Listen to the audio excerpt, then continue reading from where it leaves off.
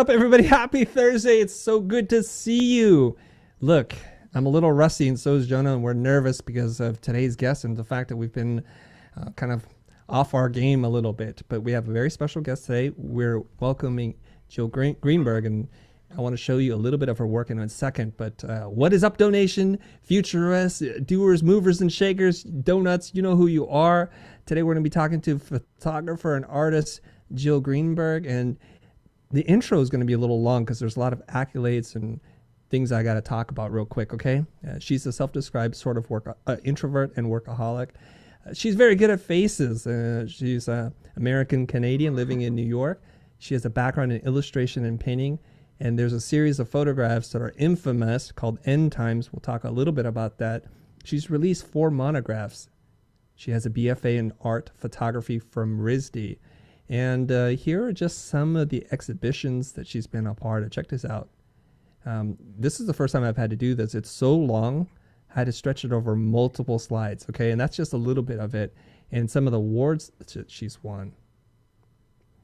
But, you know, words don't tell the story, images do. So I want to show you some of her work just to kind of prime you as to who she's worked with and what she's done.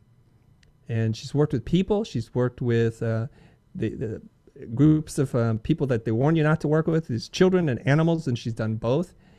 She's shot many celebrities for cover photos like these. I mean, I'm just thrilled to be talking to Jill in 1 second. Look at these images. So killer. How did she get these? Look at this. And then there's collage work too. And this is the End Times here. Check this out. And this had pretty strong reaction from a lot of people who were concerned about children and exploitation, but I loved her response to this, and we'll get her on. So everybody, please help me to welcome Jill Greenberg, everybody. Yeah, Jill. Hey, Jill, welcome to the show.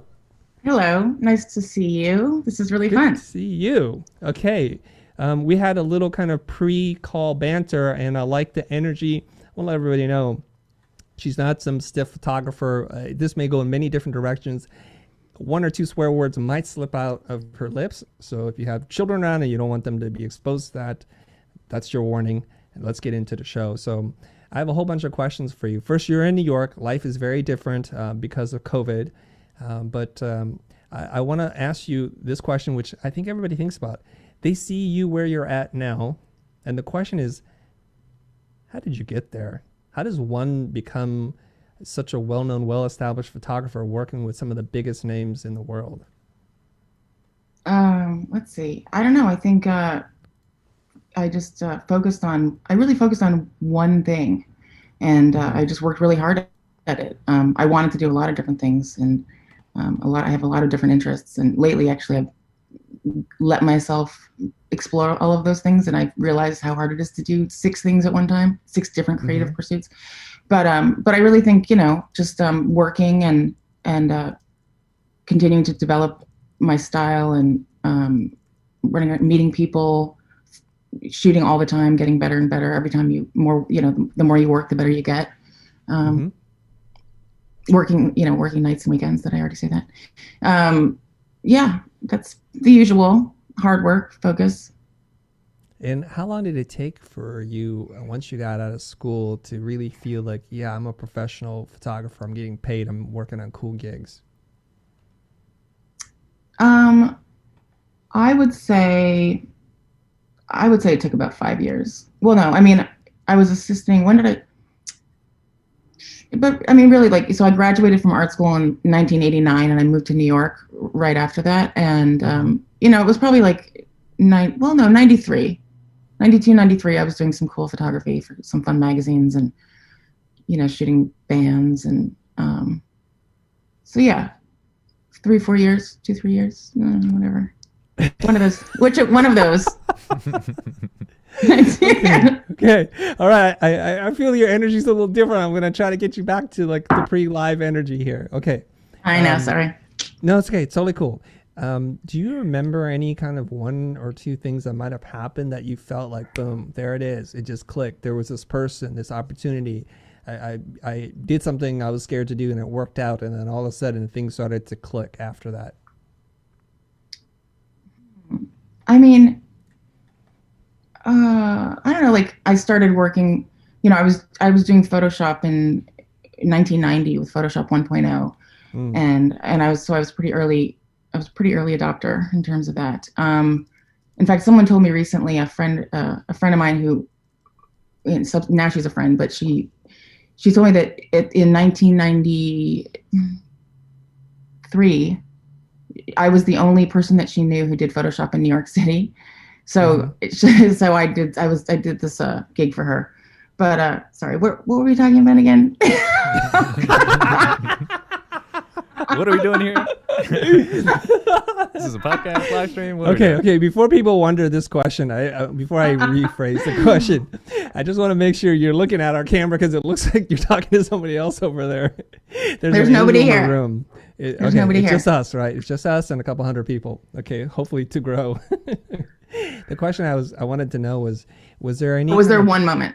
one moment? Everybody's always looking for that one moment. No, I was going to say yes. Starting to shoot for magazines. Oh, okay. There was one really cool. So I was doing these reflected images in Mylar with colored gels in like '92, and somehow I went to this restaurant in Chelsea called Portfolio, and they let me have a show of my work in this restaurant, Hmm. of these distorted portraits, and then I got assigned to shoot one for Time magazine in the back. So that was '92. So I mean that was like really exciting for me, that these sort of distorted painterly kind of portraits. Um, I had a little show, and then it led to a commission for Time magazine. So I think that was a big thing for me, for Hmm. sure. That's a big deal. Yeah, Time magazine, a couple years out of yeah, school. Wow. yeah. That was good. That was good. Okay. Yeah. Well, we want to talk a little bit also about you being an early adopter using Photoshop, because for some people that would have been like sacrilegious, like, hey, there's photography and then there's Photoshop, stay away from that. Yeah. But I see that you're an early pioneer in using Photoshop with the images that you're taking. So I want to show you an image. Okay, this is from your site, and these are two gentlemen that everybody knows. But as I punched in on their faces, and I look at this, and I think, is it me or are they so perfect? Like the way that it's lit, or is there a little bit more to these images? Because just the way the cheekbones look and the perfect tan, everything seems so perfect. Could you tell us a little bit about the process in terms of how you got to these images? So, I mean, to me, these look a little bit over retouched. I mean, I think that maybe I'll have to say that, but Mm-hmm. these are actually shot on film. Both of these images were shot on Wow. film. They're from the aughts. Um, and there's relatively straight images, and like nothing's composited, nothing's Okay. massively changed. But so what I did, there's lighting all around. John Stewart specifically, there's lighting all around. Well, they both have lighting all around. Mm-hmm. And yeah, and then I sort of add. I sort of thought of it as like frosting, like icing on the cake. Like it all has to be there. The lighting's there. There's makeup. John Stewart had a fair amount of makeup. I think he didn't love me keep telling the makeup artist to put more makeup on him, Mm-hmm. but because it's always better to have sort of darker skin, and then the light can shine more off the darker skin, as opposed to if it's really pale. So yeah, I mean, I think I had no problem, and I still have no problem, adding to my images, and sort of making them more stylized. Lately, since this sort of peak of the retouching being quite stylized and quite, a little bit over the top, I've I've gone in a more natural direction. Mm-hmm. But I guess, this was part of what I was doing with the crying babies, and the monkeys a little bit too. Yeah, and I'll And show the bears. crying babies image in a second. So I just want to Mm-hmm. make sure I understand this. And this is a very particular style that you're like, it's kind of worked on, and maybe you were saying maybe overworked for today's style, but I still love these images. I love Oh, cool. this hard side lighting, really drawing Mm-hmm. out his cheekbones, and we talk about this all the time. So you're saying this is like all in camera. There was some Mm-hmm. makeup and then some retouching about maybe skin balancing, those kinds of things, but it's all there in camera, and no kind of photo compositing, like 13 different photographs of John composited together, right? No. Mm-mm. Okay, that's beautiful, amazing. Yeah, I mean, And I'm adding to the highlights. Like I'm sort of like yes. bringing out the highlights and then maybe like Mm-hmm. darkening some of the shadows and things like that. Mm-hmm. It's Okay. fun. And you said that John didn't love you telling the makeup artist to put more makeup on, but it's like darker skin. It gives you a little bit more to work with. Is that right? For sure. For sure. I mean, like think about, if I start out being like really pale, like there's not going to be a gradation from dark to light. But Right. like, for example, when you shoot an African American person, the lighting can be amazing because you go from like a darker color to white.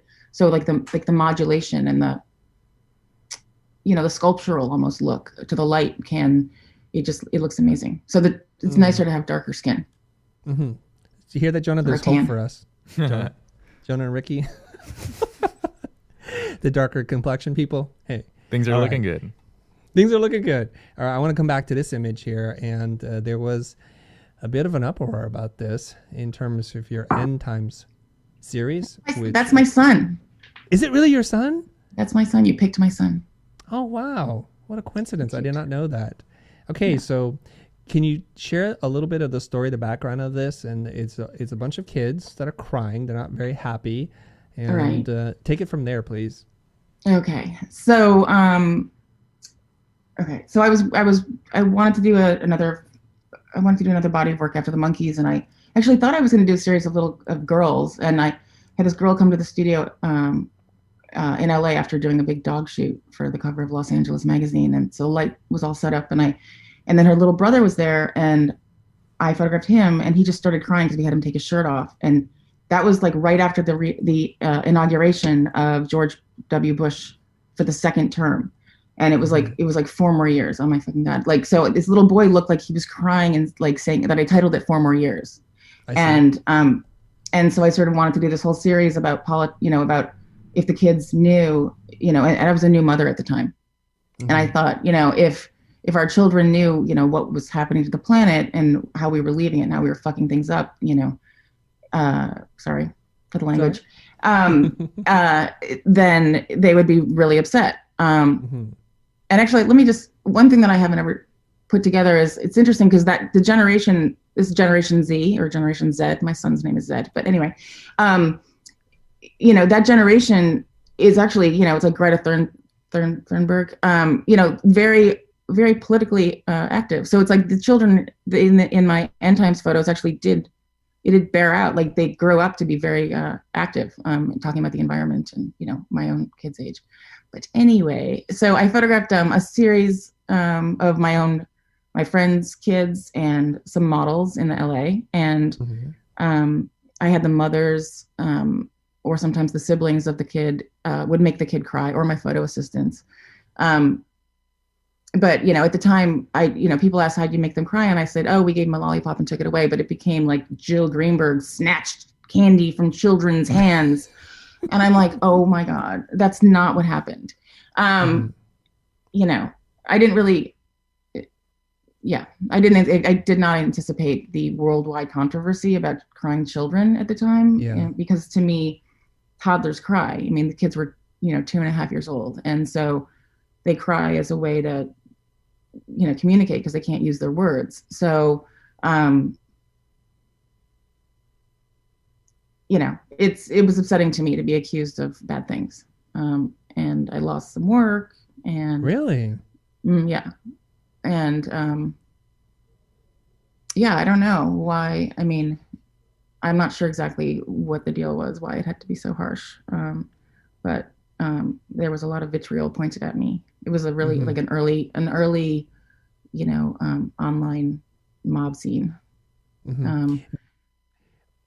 Was this ultimately a series of images or part of an exhibition?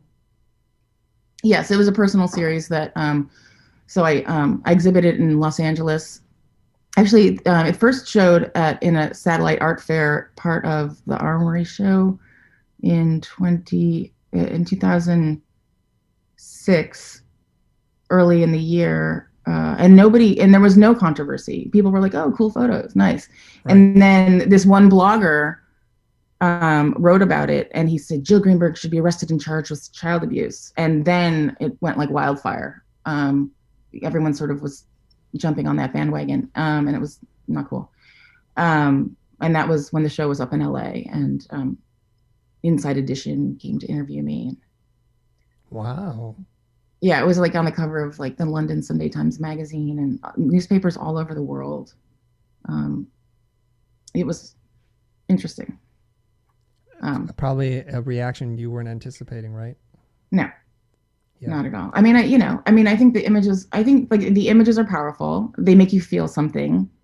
They're confusing for you. It's maybe confusing for people to feel they feel protective over of the children. Right.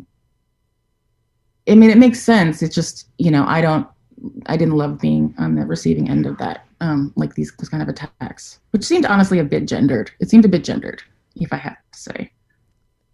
Okay. Well, I want to ask you this question because I shared these images online because I knew it was, whenever you see a stronger emotion being exhibited by somebody, in this case, a small child, it's going to connect with you right away. And I already can feel some of that energy resurfacing again already. And my comment back to some of the people who responded to these posts on LinkedIn and on Twitter was, art is supposed to make you feel something. You just want to live in a world where art doesn't.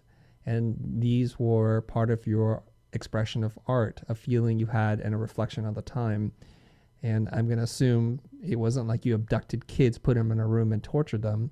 Parents were involved. Everybody's around. They kind of know the intention, which is I want to capture people or children crying as a reaction to what's happening to the political landscape, right? And your own child is in it, so your mom Both of them were were sensitive to the needs of children, and it was just like it was a small little thing to get a reaction from them. Yeah, it was literally a 300th of a second. Okay, 250th of a second. And I have contact sheets. I could go grab them, show you. I have contact sheets to show like, this frame, they're just like happy, and then the next thing they're sobbing, and then the next one they're happy again, basically. Right. I mean, the thing with, I didn't actually know we were going to be talking about this in depth, but like I said, kids cry as a way to communicate, and they cry if they want, like you give them the blue spoon, and they're like, no, I want the pink spoon, and like they're acting like they're going to die. They're not going to die if they don't have the pink spoon. And they're not going to die if, someone asks. And actually what we were doing was we were asking for the lollipop back. We said, can we have the lollipop? No, you can't have the lollipop. So, there was no snatching. There was no physical interfacing with the children. Yeah. There was like, can you give us back the lollipop? Mm-hmm. No. I think I read your response to some of the criticism on your site, and I just love how you responded to it, which was to equate a very controlled environment with parents and children in a kind of a minor upsetting thing, and equate that with torture cheapens the word torture and what other children have to go through. And I thought that this is me, I'm also a parent, to say that that's child abuse or child torturing, endangerment, whatever the words they were using, is to also paint a pretty privileged place of how the West views child abuse, when real abuse and real torture and neglect is happening all over this country and in the world, and it looks nothing like this. I think the fact that you took one moment, and it could have been a split second in which that existed, and you, through the power of photography, froze it and made it last forever. Mm-hmm. Maybe that's where it's like we're not used to seeing such intense displays of emotion for really long periods of time. And I think then your art was very successful. Thank you. Yeah, I'm still happy with the work, and I think it's, it's unfortunate that people, got so angry. But like you said, if it elicits a response, an emotional response, that it's doing its job. Yeah. Okay. Yeah. All right. Enough of that. Let's move on. You want me to be happy and wild while we're talking about being attacked for being a child abuser? Yay! No. Okay, here we go. We talk about this at the office all the time because they're all aspiring photographers, videographers, and we're trying to take better pictures of people, and they don't know yet how to work with talent. So I would love for this next segment, for everybody who is an aspiring photographer, to kind of lean in on your many years of experience working with easy people and some of the most difficult personalities in the world, including animals, by the way. Could you give us some advice on how we can take better portraits? Because a lot of times people think, I'm a photographer, I have the camera, and they just start taking pictures. And then I look at the pictures afterwards like, no, that's not what you're trying to do. So can you give us five of your best tips on how to become a better portrait photographer or take better portraits? Okay. 5. I don't know. Let's see. Or more. I would say, or more. Okay. Yeah. Well, I would say that,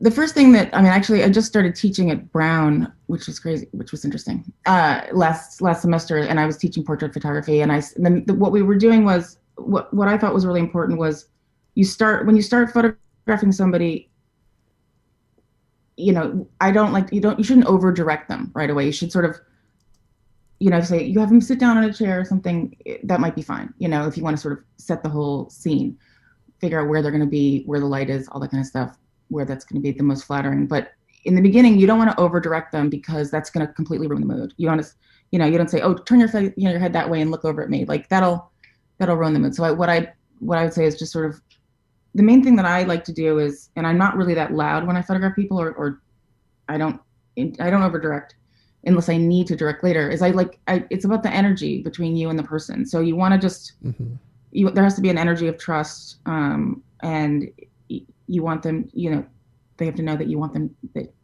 to look good. So number 1 is, don't over direct them in the beginning.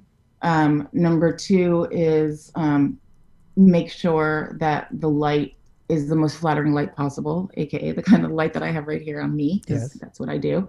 Bounced off of a big whiteboard. Bounced light is super, super flattering. I just have a light bounced into a big foam core from my studio. And you want to maybe, obviously, from a little bit from a higher angle is flattering. I tend to generally not shoot people from a higher angle for my portraits. I like to be like a little bit underneath them because I like them to look like iconic and powerful, and just the way that your eye goes towards the subject. If it's, I don't know, it's just the way that I like to be. You can be from above like this, the way I'm shooting myself. What else? I always look for what their best side is. I always am looking for, what people's best angle is. Maybe some people look really great straight on. Maybe some people look better from 3/4 or profile. So I look for each individual person, the person's face, and see what's their best, most compelling angle. And then, I don't know, finally, this might just be 4. I really think it's important, gesture in an image. I think that the way that somebody's holding themselves, and like the way that they're leaning, or the way that, just gesture in terms of, how paintings are always, like, it's just, it adds, emotion and energy to an image to add, somebody an angle. I'm demonstrating. Are you demonstrating this entire time? I think you've given us like 50 poses. Yep, I am. Yep. Okay, look at that. It's so meta. You're so meta, Jill. So meta. Yeah. I'm just multitasking. Yes, you are. So big bounce light, make it look flattering. The eye line a little bit higher in terms of the camera, and then looking for their best side, and always gesturing and finding gesture. It could just be, Yeah, I need help with that. Yeah. Just loosening up. Oh, you have to tell them to take a deep, if they're all like, just be like, relax your eyes. Yeah. Like I actually did this thing where my eyes are too big. I look insane, crazy eyes. So you have to sort of almost go to sleep a little with your eyes, and then smize, and then, but just relax. You have to take a deep breath, just chill out. Because otherwise people are really stressed out sometimes. That's it. Those are my tips. Okay, those are awesome tips. I have some follow-up questions for you. Okay. How do you determine what somebody's best angle is? What are you looking for? What are you thinking about when the person's moving around and you're looking? That's, I guess, my subjective view of beauty or what looks good. I'm a huge fan of faces. I just love faces, and I draw them forever. I just love faces. So you just see what's the most flattering, like you just look. It's just looking, and I'm just analyzing and looking to see, just the same way that, how do you determine what font to use next to what other font or whatever, how big to make it. It's a visual decision. Mm-hmm. So you look at it and you evaluate and you say like, oh, this is like, I happen to think I look better with my head kind of back because maybe my face is too long. So like it sort of makes it shorter. Oh, I see. Mm-hmm. So like, so I tend to photograph myself sometimes leaning my head back.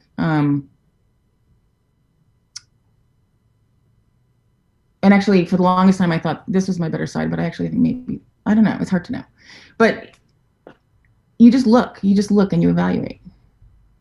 Mm-hmm. Does that make sense? You see like, or sometimes it could be completely obvious if somebody has like a big double chin. And actually, here's another tip for people with double chin. Okay. This seems really weird, but you have them like sort of stick their head out a little. Right. Like this is me like at a normal angle, like parallel to the camera. You sort of like stick your head out a little, like that, or lean forward a teeny bit, because then it sort of masks that if they have a double chin. Right. That's another tip. I guess when I'm talking, great tip. I guess when I'm talking to my team about how to light and get photos and videos to look better is to look at the face like architecture. Yes. We want good separation. We want nice lines. And the thing that drew me to the image of Jon Stewart was, God, that's just so architectural, like the nose and the planes, and it's sculptural. And I'm looking for that. So when people have soft parts like a chin or whatever, you can maybe help it with lighting, or just lean forward or stretch this part out, or shorten the forehead or lengthen the chin, whatever it is, so that the architecture and the symmetry and the beauty and the balance according to your eye and your training, then it kind of fits a certain kind of aesthetic. Is that exactly. Right? Yeah, it is. It is, and it is very sculptural and architectural. I mean, I love graphic design, and I look at things in terms of composition and balance and lines all the time. That's exactly what I'm doing. Mm-hmm. Now, you said you don't want to over direct people at the beginning, because just let them do their thing and kind of figure out what they're doing. And then when you have to give direction, can you share some ways of phrasing it? Because we hear Hollywood fake versions of it, like when photographers are like, oh, you're a tigress. Oh, Austin Powers. Yeah. But what's the real photographer saying to someone who's not a professional model or actor, actress? Well, everyone has, I mean, it really varies. And I only know how I do it. And like I said, I'm pretty quiet. I sort of liken it to like, Vulcan mind meld. Like, I don't know. I mean, it's not like I'm commanding them with, I'm just sort of, I don't know. I mean, I say, oh, can you, would you mind turning to the left and looking over at me? You just ask them to do it in a nice way. Sometimes I demonstrate. That's probably why I'm like sort of subconsciously demonstrating everything I do. Yeah, you just ask, but you want to make sure that you know what you're like. You don't want to change your mind. You want to be like, oh, actually, you know what, forget it, turn the other way. You don't want to, that would be bad. It can be bad if they think that you know what the fuck you're doing. Okay. That language. That's two now. Everybody take your second drink. Yeah, let's drink. Every time Jill says F, the F word. Okay. So you don't want to create this impression that you're nervous, you're anxious, or you don't know what you're doing, because then it's gonna go downhill from there, right? But you're giving direction, and I see that you must be doing this all the time, because you're like, oh, I'll try this, and you're going to, I think naturally they're going to mirror you anyways as you do your thing, and they're like, oh, I get it. So I guess that's why you're striking 100 poses while we're talking. I feel uncomfortable. Like I feel like I gotta work. On my moves here. No. I mean, but yeah, I do mirror. There's a sort of a vibe that goes back and forth, an energy that goes back and forth. Yeah. Not to sound, hippy dippy, but the energy is real. All that stuff is super important. The energy in a room, if people are happy and good music. And I was saying, a photo shoot is like a party. You have to have good music and good food and good good time. You know, everyone has to be sort of having fun and friendly and nice, so that you get a nice shot. Everything, there's not like tension in the room or anybody being mean to anybody else or something like that. It all has to be good, like a party. Mm-hmm. So the party, there's music. Is there also adult beverages to loosen people No, up? no. No? Well, I don't really drink that much, but adult beverages. I mean, I don't think no one really drinks. Not on my shoots. I mean, I don't know. I mean, that makes you drinking doesn't makes you look like puffy and bad anyway. Oh, okay. Because I was I on a mean, shoot with a photographer, really famous photographer, and she's working with a lot of people who are introverts and kind of awkward and weird, and they're super stiff. So she's doing it. She's pulling every trick out of the bag. Like, let's put on some music. Let's try this. And they were loosening up, but it still wasn't working. So she's like, here, have a sip of this. And then she got her shot. So I'm like, oh, okay. that's That's a interesting. tactic. Yeah. Yeah. Sure, that works. Um, I just try to find something that we can talk about in common. Mm-hmm. And if that's needed, or sometimes it's because I've been working for so long and I have a lot of work in my portfolio, I can show them some work just so they trust me. They can see what I'm going to do. Be like, this is how we're going to make you look. So that's always good. Okay. I have a bunch more questions, but I want to prompt our audience right now. If you have a question, go ahead and drop it in the chat. Jonah and I will do our best while we're talking to Jill to ask those questions for you. So I'm going to read a couple of them for you right now. So Niharika is saying, in her opinion, the Crying Children series is brilliant. The message is way ahead of its time. Here's a lollipop to you, Jill. And she little lollipop icon. Thank you. My wife is watching. She's like, tell Jill she's beautiful. You are beautiful. And for her to look in the camera like a model. So giving a little soft direction here. Look in the camera. Look in the camera. Look in the camera. We want to see you. Okay. All right. So the other question I have for you is this: if in terms of like your own creative process, so somebody's there, are you constantly firing off the shot, or are you looking with your eyes first and waiting for that moment and then pulling the trigger? I mean, it's a combination, but and things have changed since shooting film. I mean, I should just talk about digital, but I can say that shooting digital is different than shooting film. Shooting film, right. You're a little bit more conservative in terms of just you're not going to just go because it's film. So with digital, you do. I mean, I do shoot more. I shoot a lot more, but you're not going to. You don't want to shoot a picture you know is bad. Sometimes I'll, shoot like an off moment, even if there's like a person in that I think maybe can get retouched out. If it's like a, if I think there's a moment. But I mean, yeah, it's a combination of just feeling like you just know when it's the good time to shoot. This is very nitty gritty. This is a very nitty gritty interview about photography. It's interesting. I wasn't expecting it. I don't know what I don't know what I thought we were going to talk about, but it's fine. It's good. At least I can answer. I can answer all the questions. Yeah. If you were interviewing you right now, what question would you ask yourself? If I was interviewing me, I would say, I don't know. I mean, that's too hard of a question.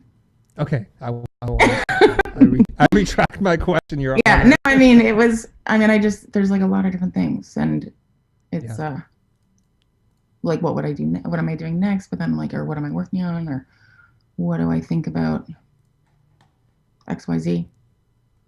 I don't know. What do you think about the industry? What do I think about the industry? Yeah. I think that. I think that the industry, like everything, is changing really fast. Things change, styles change. That's what's interesting about photography and the visual arts and visual communication. Like design, is that trends change, and they sort of change more quickly lately. And with photography, there's just the barrier to entry, like in many fields is really low now. You just get a DSLR and Photoshop, and so it's not as hard to make some good photos. I think it's maybe not as, it's still hard to make genius photos, but it's definitely not as hard to make a whole bunch of really good photos. And so it's it's become that much more competitive. I think my laptop's not charging, but it has 28%. We'll hang in there and see. Wait, hold on. Oh, it's because this thing came apart. Hold on. Oh, okay. I will fix it. All right. It's fixed. All right. It's fixed. That was quick. Yeah. I have a question for you. I'm looking at this photograph, and it's not included in my slide deck here, but it's of Aaron Eckhart. He's sitting on an apple box, and his collar's up, and his tie is undone, and he's looking somewhat casual, like at the beginning or the end of a long day. And I look at this photo, and I'm trying to figure out, what was Jill doing in this moment to get this photo? Was it like, hey, Aaron, I want you to try this thing, sit down there? Or Aaron's like, hey, when are we going to shoot? And you're like, that's the moment. How did this happen? That photo, I mean, that photo's from 2007, I think. But that photo was, he was just working it. He knew what to do. And he was sort of behaving, he was just like he knew how to pose for photos. So I didn't actually direct that much of that picture. He did it himself. He sort of, I created this, I had him sit down in the apple box, but he knew what to do. And so he did that himself. Did he ask you like, hey, can I try a couple things? Or no, it was just sort of like, it just flowed. It just happened that way. He's a pro. I'm a pro. We're just like, let's do this thing. It just happens. It just happened. Okay, it just happens, huh? All right. It just happened. Okay. I'm going to read a question here. And I think this is a question that a lot of people might have on their mind. This one's coming from 011. I'm sure that's their real name. I've been shooting for a long time and I'm very happy with my work, but I don't know how to start working with brands. I really don't understand. Do I need to get an agent or something? And I think there's a whole bunch of people in the same category here.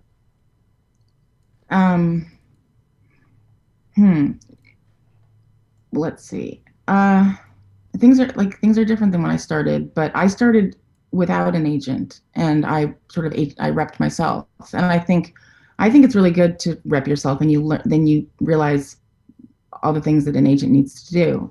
You realize.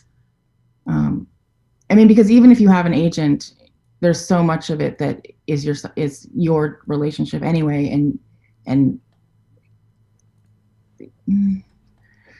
you still have to do a ton of legwork yourself, and you need to do a lot of self promotion and all that kind of stuff. So in terms of working with brands, you can go direct to brands. I mean, I don't. You could reach out. I mean, nowadays you could reach out to a social media manager at a brand via Instagram probably.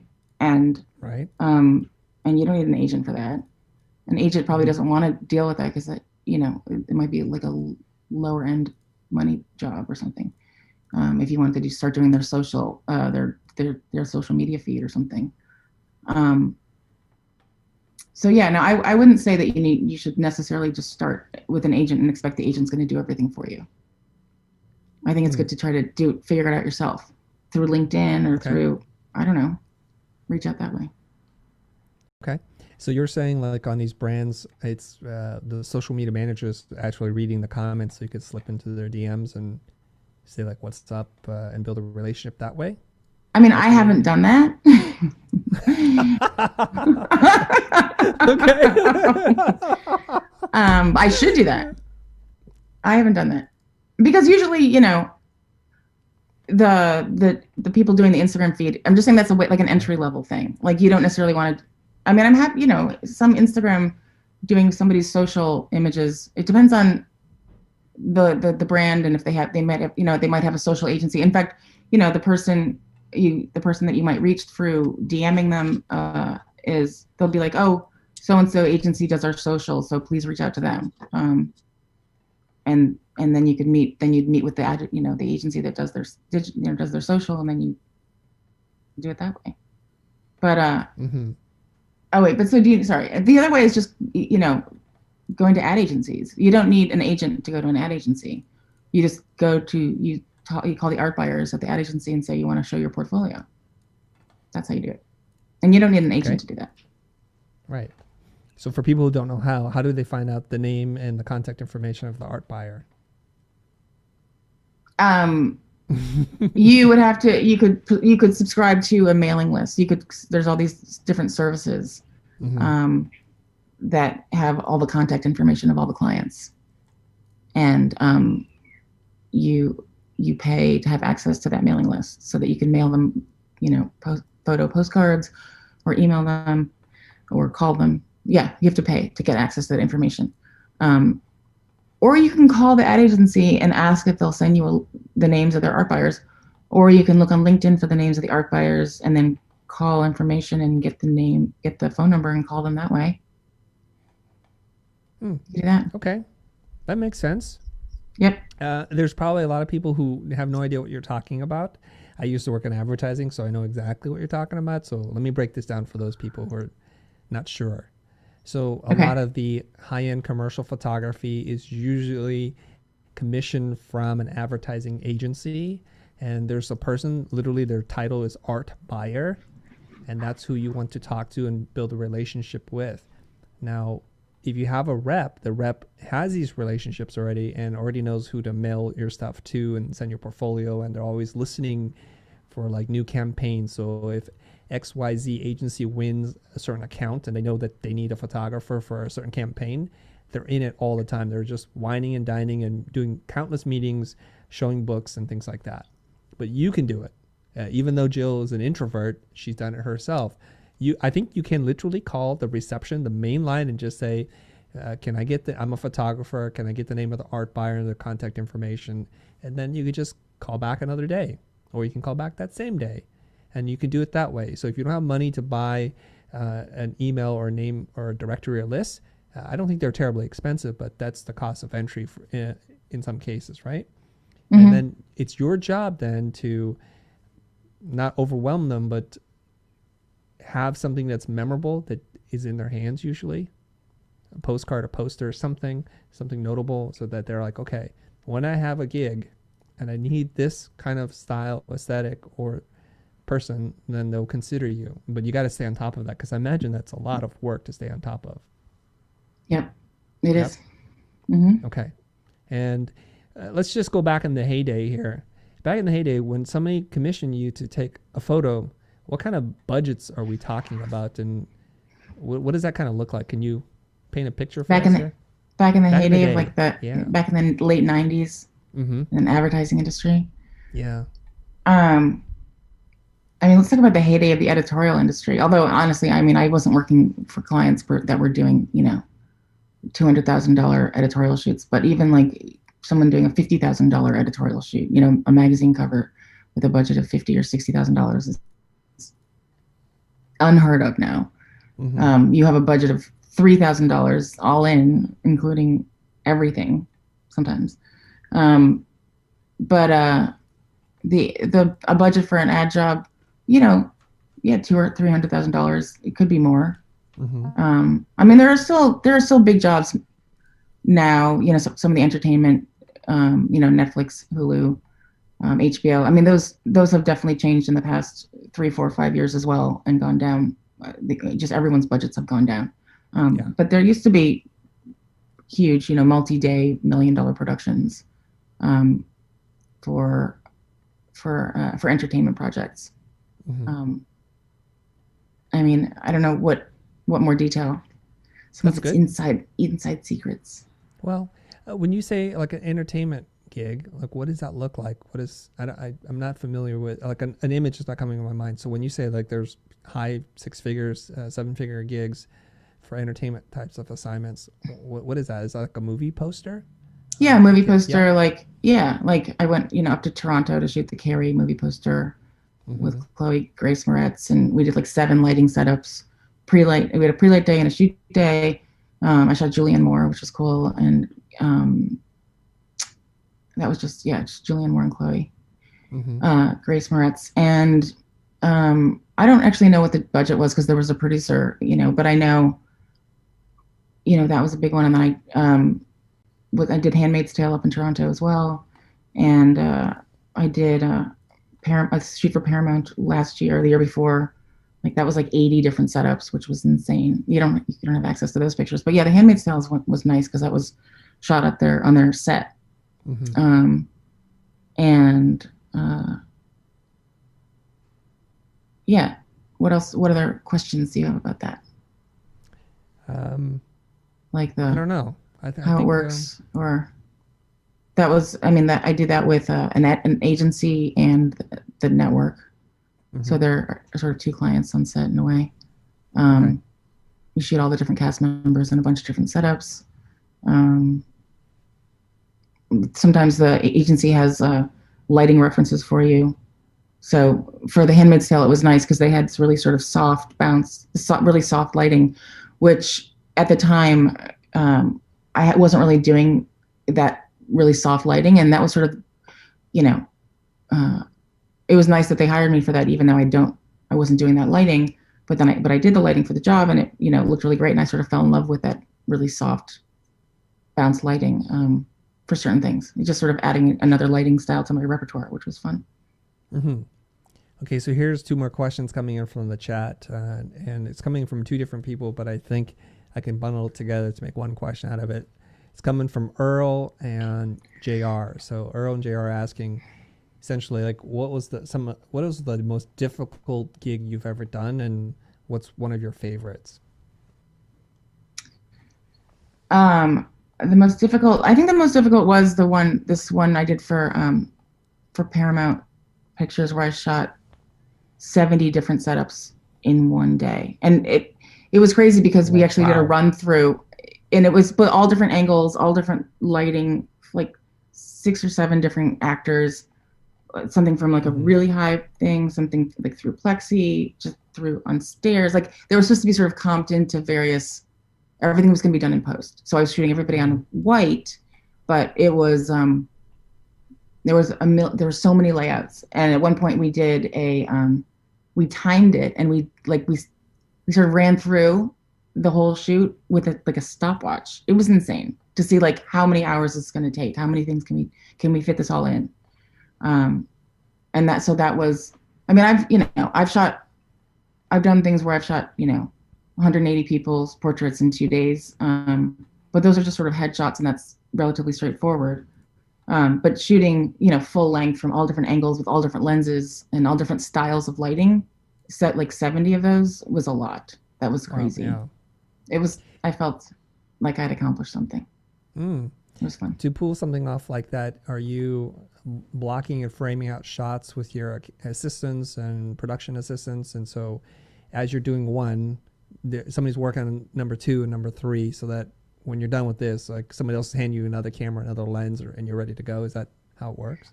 There was some stuff with different cameras, different lenses, or more like just mostly different lenses. No, we actually had body double actors wearing the same wardrobe, so that we could, light it on these other people, because, you need to light it. You need to light it with the person, not your assistant. I mean, assistant obviously is in many cases who's a stand-in, or myself or something like that.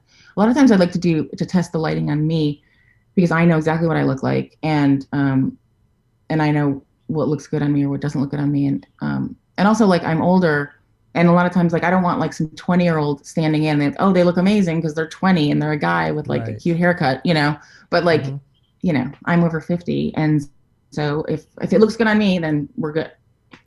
So yeah.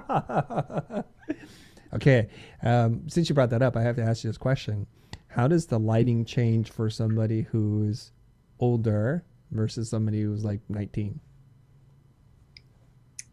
Well, someone who's older looks good with this lighting. Big diffused, really soft, bounced. Big, big bounce light, sort of centered, not sidey. Sidey is a photo word. That makes sense, a made up word. and somebody who's 19 can have any light from any direction, except for if they're like not really, if they don't really have that good of a face, then you want to cheat more towards something like this, or something from directly from the front, or maybe like backlit and everything's very soft and open in the front, like backlit from the sun, or so their face is sort of all in open shade kind of thing.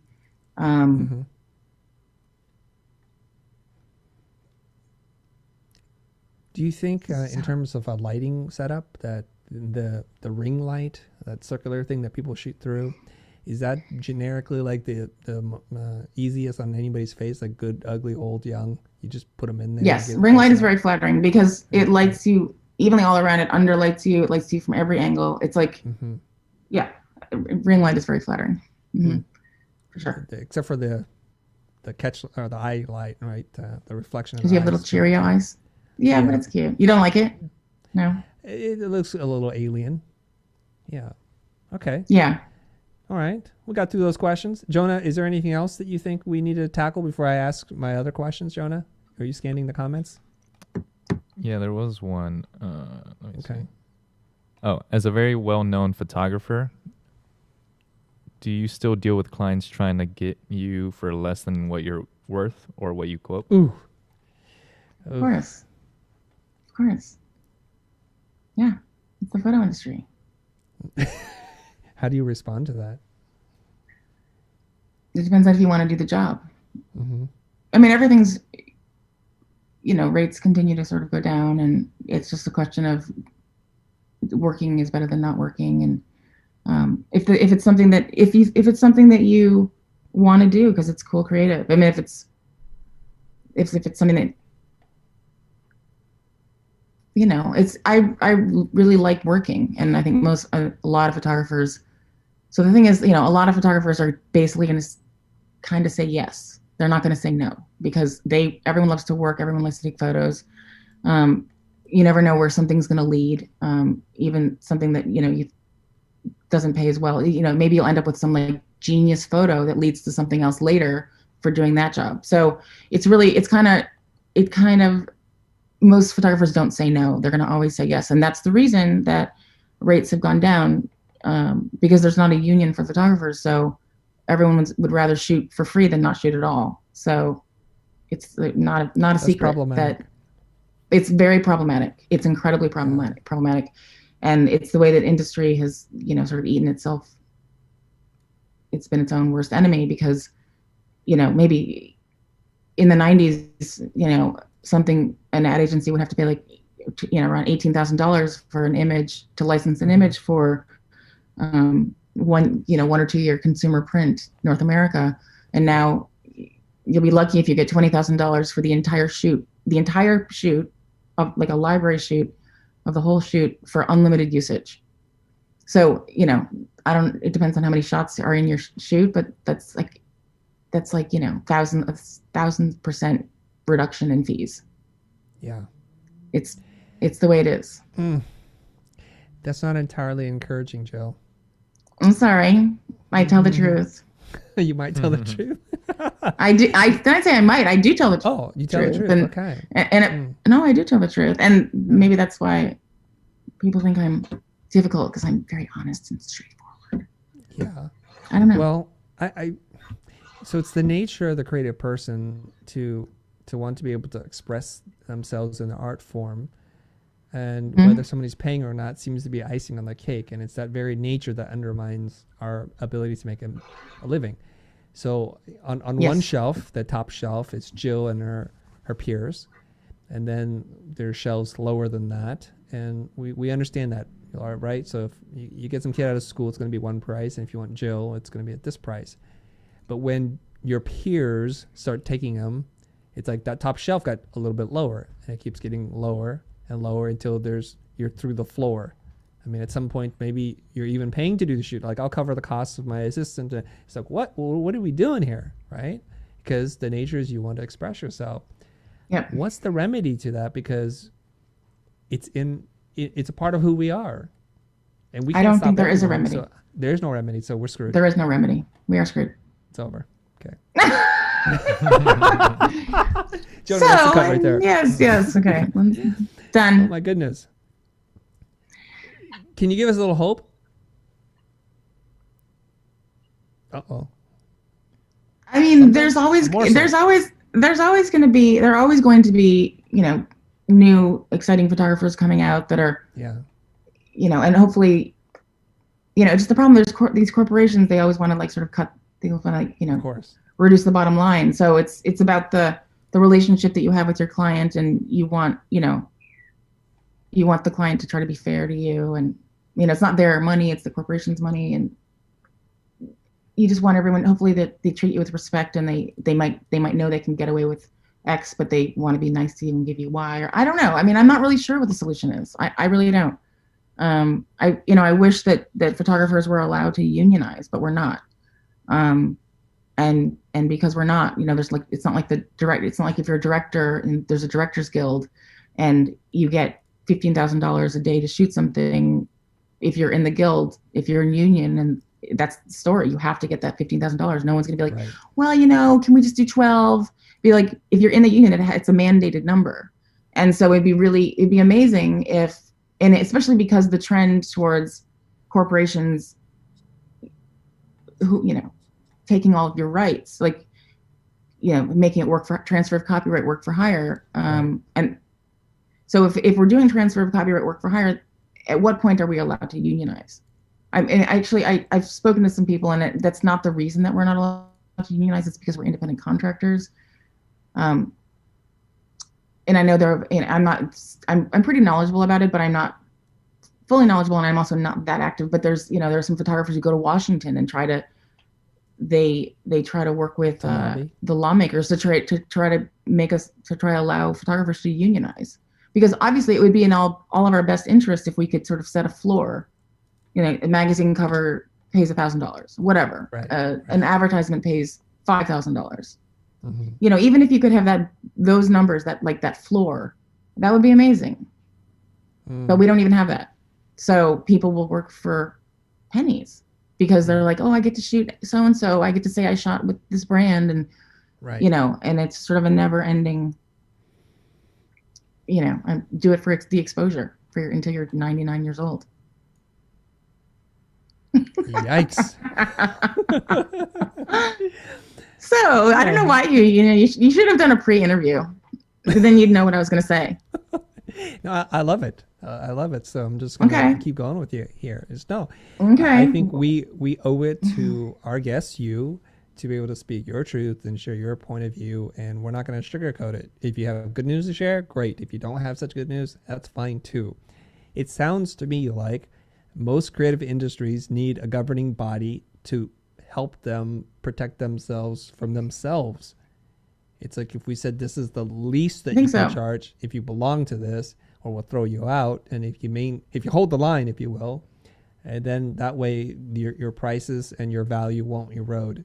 But it's indicative of almost every creative industry that I can think of that doesn't have a guild or a union. There is no bottom. The bottom is negative whatever. Yeah. Right. People will buy projects now. They'll pay you to do the project because they need something on their portfolio. They want to work with a certain brand or a personality, and it's terrible. It is. It's a shame. With no solution in sight. I don't think there is one. It really is a shame. Okay. It really is. Okay. So I want to summarize here. Jill is saying, do not get into photography. It's over. 2021.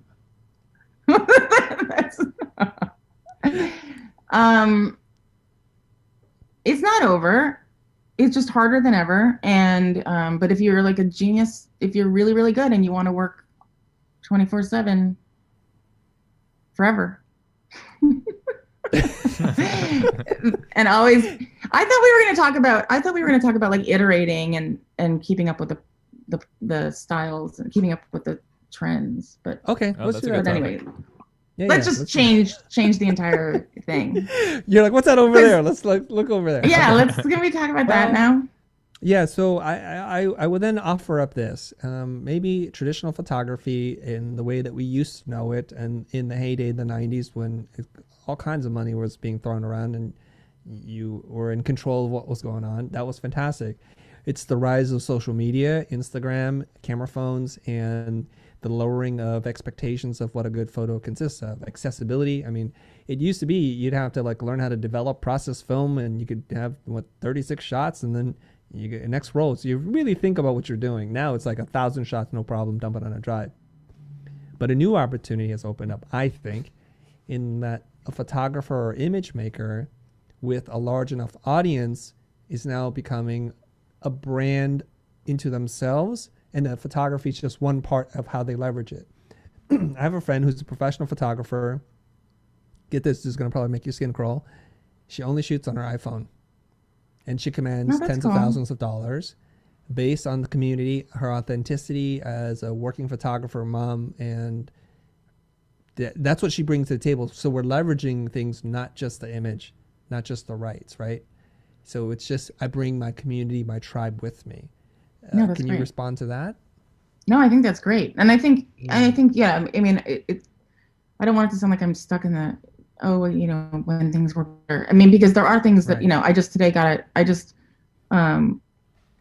love, it's sad that there's not as much money and whatever, but I do love all the new opportunities. I just got a little gig to do a paid post on my Instagram, which it's my second one. And I only am doing it because it turns out there's like some nice overlap. It's actually my friend's project that I'm be promoting. So it's kind of crazy. But there's Instagram, Instagram is great for so many reasons. And I'm started working with a new social media platform that's actually paying. It's going to be paying people for content. It's paying me for content right now. But it involves the blockchain. So it's paying, maybe in the future, people will be paid for their social media posts through this one platform that I'm working with. It's called voice.com. And yeah, I am paid to work with them. So I guess that was a paid endorsement. I'm not endorsing it, but I'm just mentioning it. But I do think actually that photographers have been their own brand forever. I think, photography is like an interesting field where, within the industry, photographers get famous and become like if you photograph celebrities, then somehow you're more famous by association, which is weird or whatever. But, so photographers were always a brand into themselves, but now, bringing your community and saying that you're a working mom, that's definitely stepping it up a level, which is great because it is all of those things. I mean, it is, all those things do factor in. And when it's something as sort of wholesome and authentic and nice, like a working mother, I think that's much more appealing than like some sort of nasty, male fashion photographer who's taking advantage of his subjects, as those people used to be the people that we looked up to in the industry, and people sort of ignored all the bad stuff to be like, oh, that person's so fabulous. But things are becoming more equitable and a little bit more, they're improving. Okay. I think now. So we went from a dark place, and we're coming into the light here on this one. And maybe we can get you all the way into the full light here. The question I have for you is this: I get this feeling, it's nothing more than a feeling, that photographers of your stature, and I have many friends who are really high-end photographers for product and architecture and other kinds of things, but they've been slow to adapt. They're not on the gram like they should be. And so then the general response from these photographers that used to remember a time when it was better, they curse and scream at Instagram and the rise of the Instagram influencer and these kids who are getting paid decent money to do this thing that they weren't trained to do. I'm just wondering why photographers who should be dominating a platform like Instagram aren't, and not active, not posting, not being transparent, still kind of locking every image. And it's just like, it's almost like they make it really hard to share their imagery. Right. No, I think what's your take on that? That's interesting. I mean, like you mentioned, when I started doing Photoshop, yeah, there were a lot of photographers like, oh, that's just, I'm never going to learn Photoshop. That's gross. Right. I don't know what that is. Right. And, you know, I love technology and I love learning new things and I love pushing the tools, you know, to their limit and seeing what's new. So I've, you know, I had a website in 1995 that Razorfish did. I just emailed them. I was like, hi, can you do my website? I saw you did Danny Clinch's website. And I, you know, so I'm still friends with them, and you know, it's pretty funny that. So I mean, I've just always been interested in technology, and you can't. I mean, I feel bad that I'm not doing TikTok. One of my Brown students was like, "Are you going to get on TikTok more?" And I'm like, "Oh my god, okay, fine. Yeah, I have to get on TikTok now. Right. Do a little dance. You know, I don't know, but you would dominate. I mean, I think it could be good. I'm sort of. I think I'm better like in a screen than I am like maybe in real life. No, I don't know. But but I can control the lighting. It's better. Yeah. And I sometimes I mean I like doing live Instagrams of like my shoots or I think it's fun. And you know, like I said, I've always enjoyed new platforms. I had a Tumblr-based website really early on, and that was really cool. I could see everyone reblogging, you know, my portfolio, and I mean, I'm not on everything. I'm not on Twitter as much anymore. You sort of have to pick your battles. I know. There's just a lot. I know. Twitter and TikTok and Instagram, and now I'm doing Voice, and I have to post on Voice, and right. And then there's like just making work and then like doing other stuff, like just general. I do my own retouching a lot, so that takes time, and which I love doing it, so it's all fun. And then I'm working on a lot of personal art stuff. So, so yeah, it's I don't know. Twitter just it fell by the wayside. I hear it. It's not a total love affair for me either, but I mean, it seems like much of a political thing, and then you feel sort of and then you just sort of feel like an idiot. You're like, say something like nobody says anything. You're like, why am I even on here? It feels bad when nobody retweets my tweets. Well, that's not good. No, I get it. Okay, I'm gonna ask you an easy question, and then I'm gonna show an image, and then I'm gonna ask you another question that's maybe not as easy. But here's the easy question from Jude Anthony. He wants to know, she, I'm not sure. Jude is asking, what's your go-to camera and lens of choice? My go-to camera is my Hasselblad. I think it's an H5 with my phase 100 megapixel back with a 210 millimeter lens. Wow. Sometimes with an extension tube on it. Whoa. A little extension tube, which makes it good for close-ups. Okay. Hasselblad, is that a medium format? Yeah, body? Medium format, okay, digital. Medium format. Okay, digital. Okay. And you said 210 mil lens? Yep.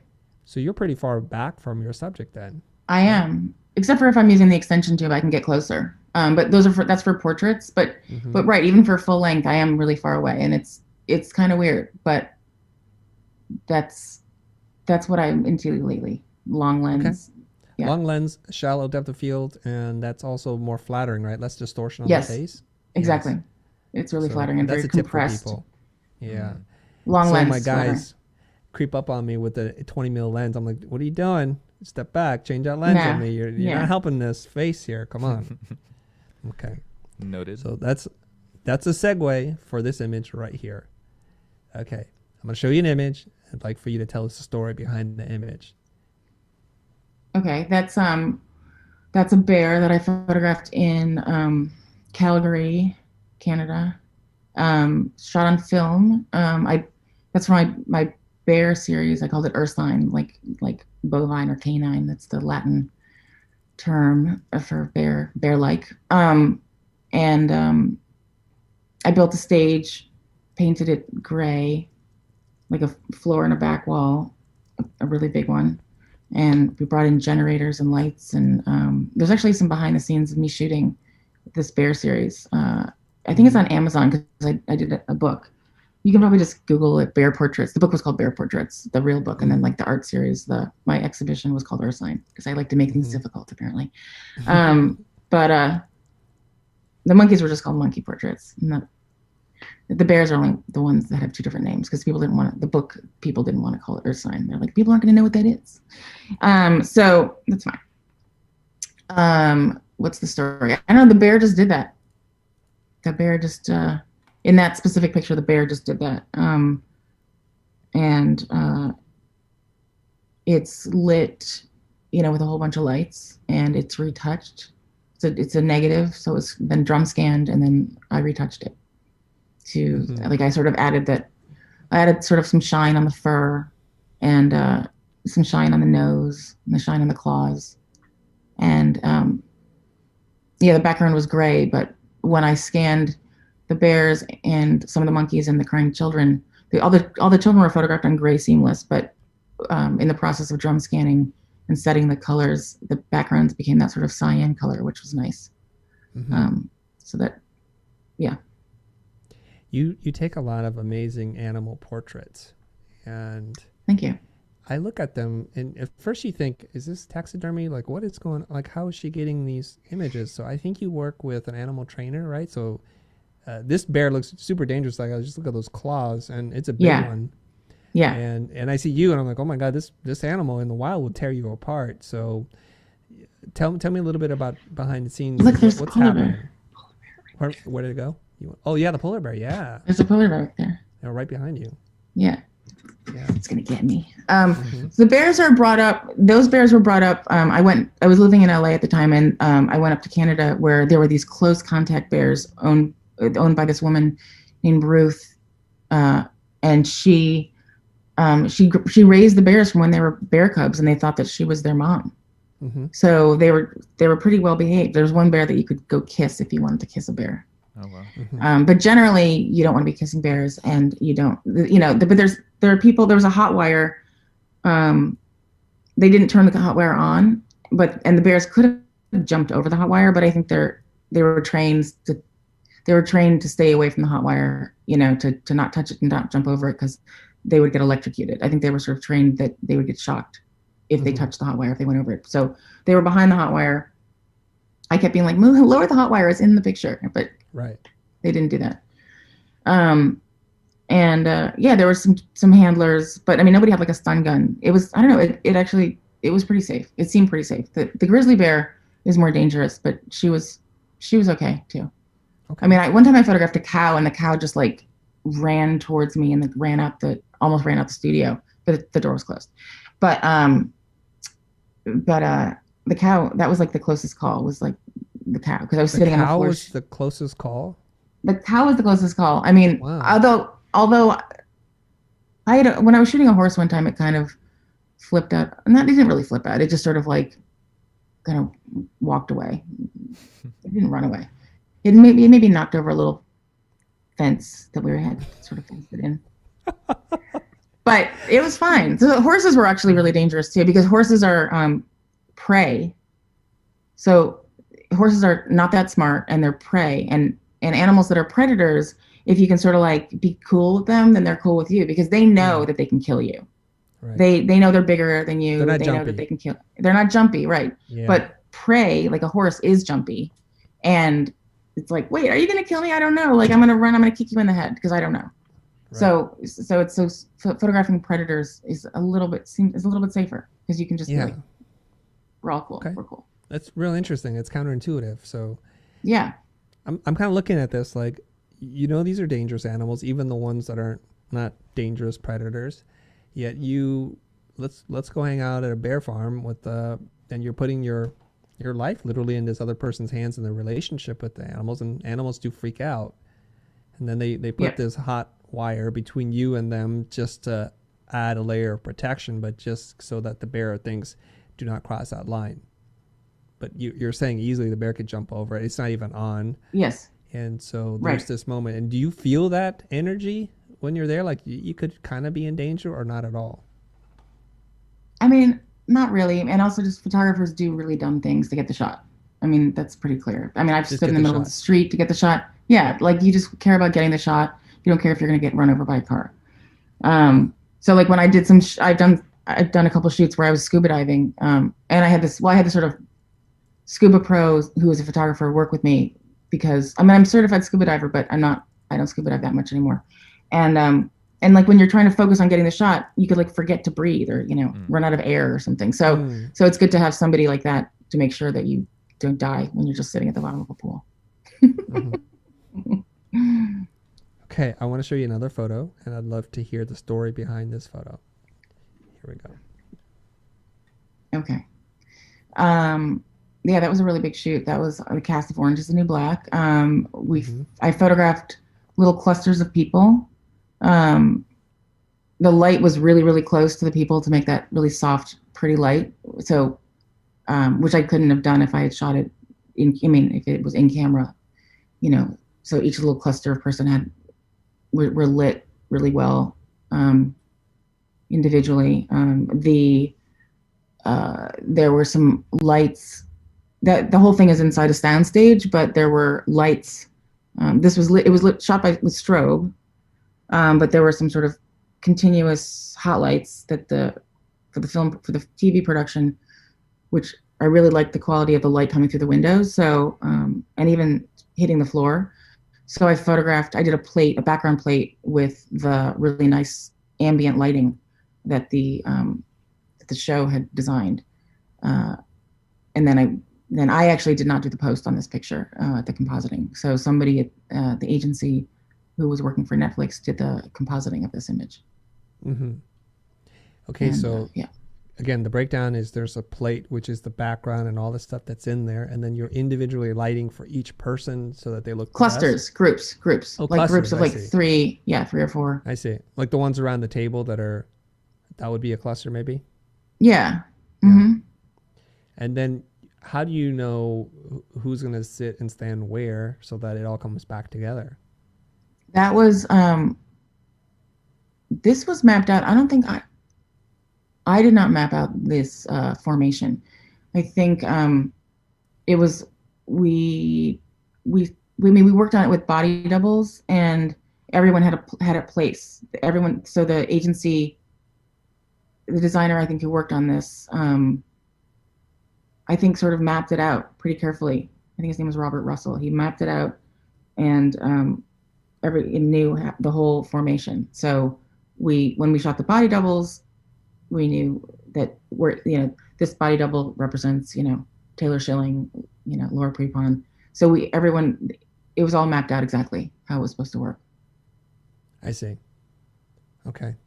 Any funny anecdotes on this one? Like something unexpected happened, or? I mean, the thing is with these anecdotes and, all the really good stuff, I can't tell you. Cannot tell you. Oh, wow. Don't tease us like that. Should have just said no. Come on, Jim. That's not fair. I mean, okay, also like episode 2. You can't tell us any anecdotes? Are you under non-disclosure or something? No, but it's like, if there was any kind of drama or this or that or that's what we're here for. No. Maybe like when I'm dying. Call me back in like 40 years. That's when all the or next year. Out. Okay. Yeah. You can abstract the names and the details. No. I mean, there's no like really funny stories on that shoot. No. Mm-mm. Okay. All right. I think my tough questions are over. Jonah, do you have a question from the chat? Let me try to find one here. I had a question. Go ahead. What do you mean by the title, Keep Your Eyes Open? And that was not my title. Oh, really? About keeping your eyes open? I thought you said that you wanted Chris's. To talk about that. And is that what I said? No, it's not my title. I thought Jonah got it from you. I saw it in the email. That's why I asked. Is that what did I say that? Yeah. I don't know. I think maybe I said it. Feels like you said it, Joe. I'm pretty sure. Okay, fine. Maybe I said it. I think I just, working in any kind of fine art, working in a visual field, basically you have to always be paying attention to the newest trends, the newest technology. You can't just hide in it like a turtle and say like your friends saying, lamenting Instagram or lamenting iPhones. Right. I mean, it is what it is. iPhones can be great for a lot of things. You can't hide from things changing and progress. Mm-hmm. I mean, obviously, I don't love like, that there's a sort of a race to the bottom in terms of fees. That's besides that, progress is progress, and Right. social media platforms, and it's the way it is. You can't, so just make the best out of it, and figure out how to make it work for you. Yeah. There's always going to be, they're going to continue to, things are, what I was saying is iterate. And, for me, I kind of have an approach. I think I have a lot of different styles, and a lot of different things that I do, but, you sort of have to see what the trends are, and, take pieces of them, incorporate the energy, or incorporate, you know, if, maybe things are like a little bit less staged and more like authentic and natural, so you can still have like really sort of controlled lighting, but you might want like more of a loose pose or something like that. I'm saying like there's all different trends of in photography, and you don't want to like be like, okay, well, this is what everyone's doing, so I'm going to just do this now. You can't do that, because it's not going to work. But you do have to keep, iterating, and you do have to keep trying new things, and and then you'll be, sometimes your clients will say, yeah, but I really just want you to do that old thing you do, and you can decide if you want to do that old thing. But I think it's important to keep doing new things, and I don't know why you wouldn't want to keep doing new things. As an artist, I love doing new things. I loved, experimenting and playing with things that, I have like a list in my head of things that, lighting approaches, or things, techniques, or ideas, and I eventually do them. Yeah, I'm in agreement with you. You should want to do new things, but people don't, because doing new things scares people, because high probability of failure. So they go back to what they know, and then they get stuck. I think there's a quote. No, that's not like, good. Yeah, okay. like that. Change is inevitable, but progress is a choice. Oof. So we're here with iPhones. We're here with Instagram and social media. You can wish for the old days, but they're not coming back. No. How you choose to react to this situation will determine a lot your happiness and your success, I think. Yeah. A friend of mine, someone who used to work for me, shooting on his iPhone, was contacted by Apple's art buyer, and they bought his image for a billboard.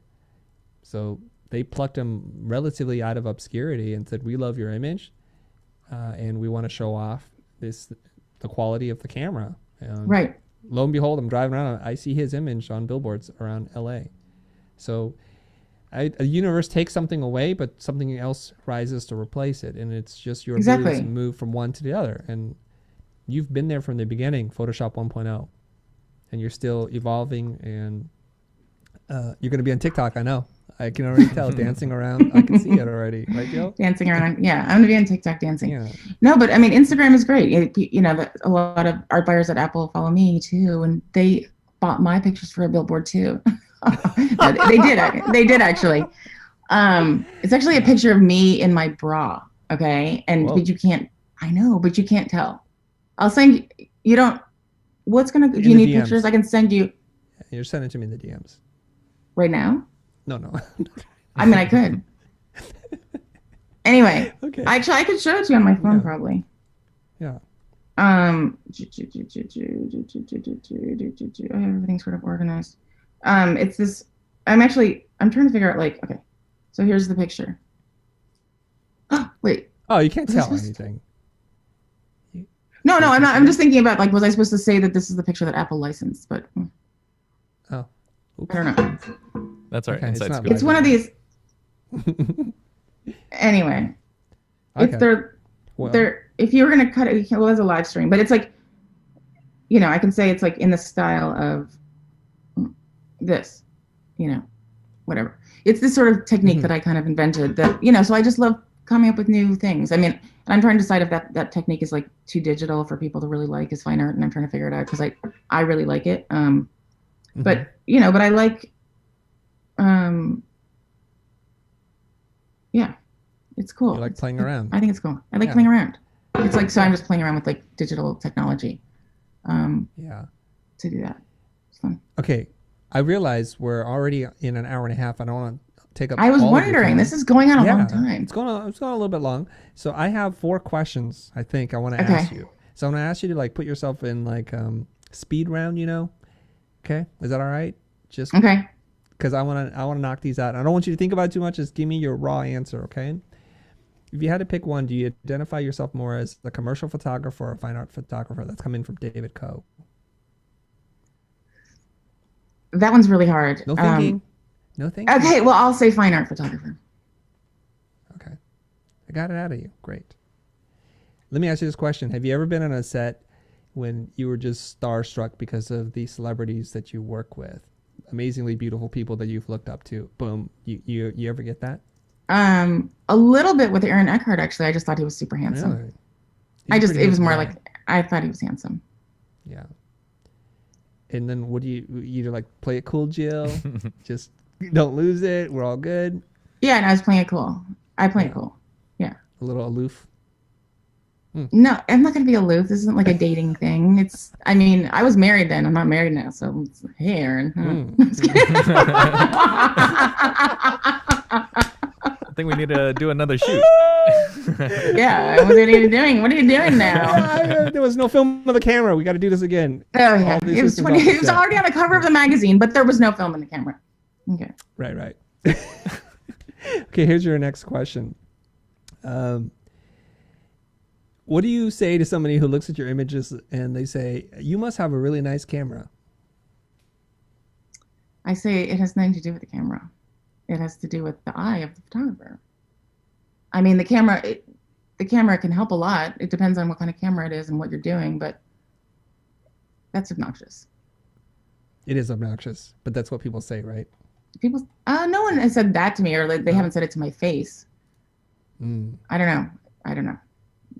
People say rude things, but I haven't heard of that one yet. I haven't heard that one. 2 questions left. You photographed somebody that I've come to admire a lot, Seth Godin. Any stories about that? I have stories about Seth Godin. He was my camp canoeing instructor. What? We were at summer camp together, and he was the camp canoeing instructor.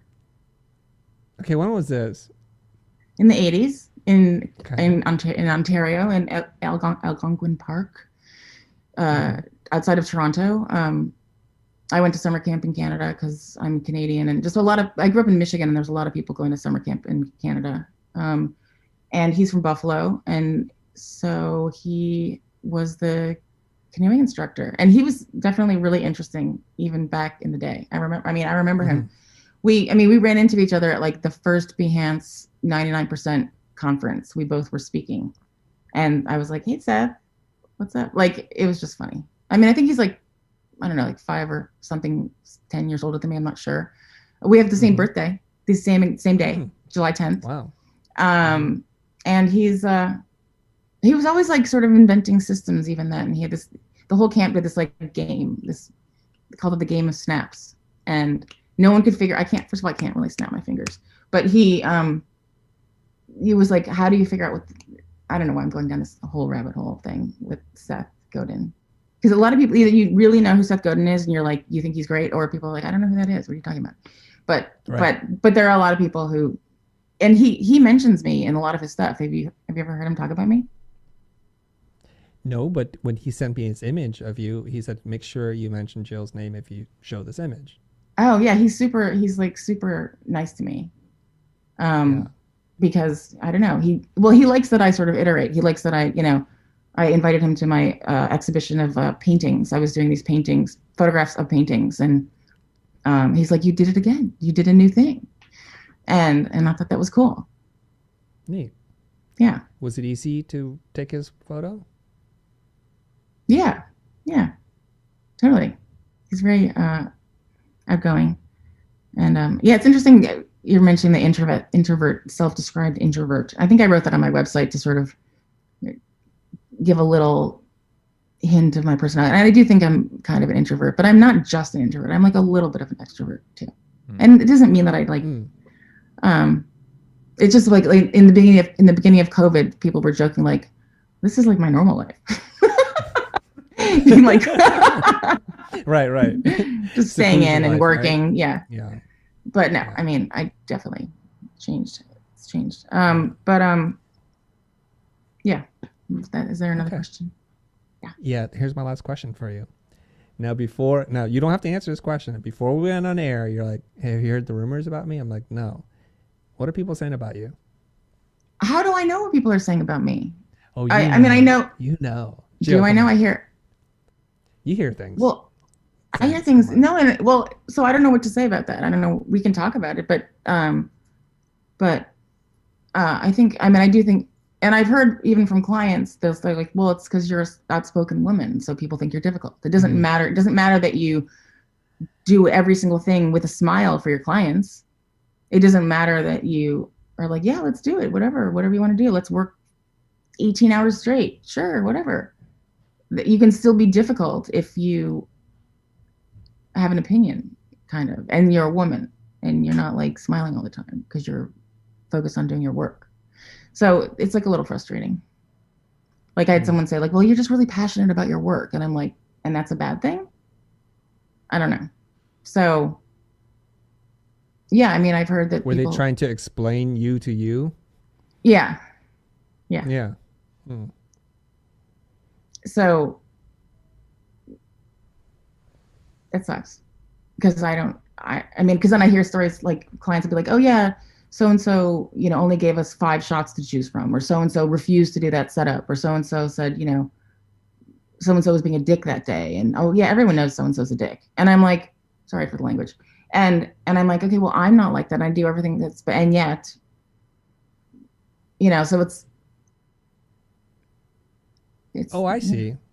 So you're saying sometimes you having an opinion and voicing it creates this reputation that you're difficult to work with, yet you're the utmost professional person. Like you do what you were commissioned to do. Yeah, I do everything.